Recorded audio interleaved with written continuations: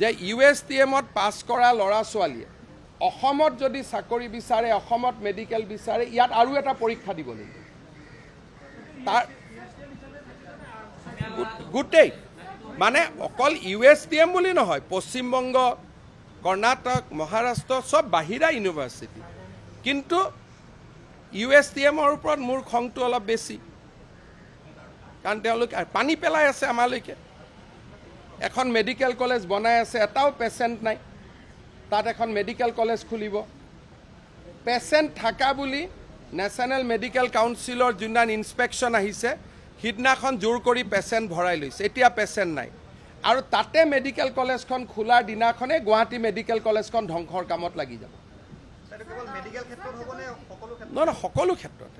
BA MA অসমীয়া ল'ৰা পঢ়িব নালাগে নহয় তাতে। আমাৰ ইয়াতো পৰ্যাপ্ত চিট আছে, তাতে কিয় পঢ়িব লাগে? তাতে পইচা দি পঢ়িব, ইয়াত বিনা পইচাত পঢ়িব। লাগিলে গুৱাহাটী ইউনিভাৰ্চিটিত মই চিট অলপ বঢ়াই দিম। গতিকে মানে USTM-এ আমাক যিটো চেলেঞ্জ দিছে, সেইটো মনত ৰাখক যে হিমন্ত বিশ্ব শৰ্মাক চেলেঞ্জ দিছে, অসমৰ ৰাইজক চেলেঞ্জ দিছে, অসমৰ ৰাইজে নিৰ্বাচিত কৰা মুখ্যমন্ত্ৰী এজনক চেলেঞ্জ দিছে। গতিকে ময়ো যি কৰিব লাগে লাহে লাহে শ্ল' পয়জনত ময়ো কৰি থাকিম।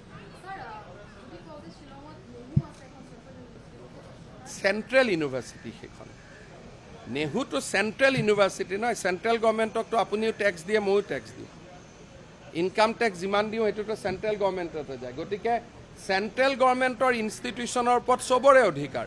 গুৱাহাটী IIT, তেজপুৰ ইউনিভাৰ্চিটিত মেঘালয় মণিপুৰৰ ষ্টুডেণ্ট আহে, আমিতো বাধা নিদিওঁ, আমিতো ৱেলকাম কৰোঁ। কিন্তু USTM-টো এইটো এটা স্কেম হয়।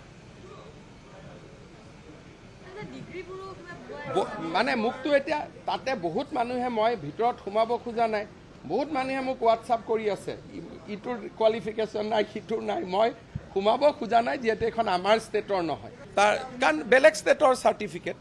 গতিকে আমাৰ গুৱাহাটী, ডিব্ৰুগড় ইউনিভাৰ্চিটিৰ ল'ৰাবিলাকে তাৰ কাৰণে চাফাৰ কৰি আছে। সেইকাৰণে তাকো মই লিগেল ডিপাৰ্টমেণ্টক এক্সাম ল'ব দিছোঁ।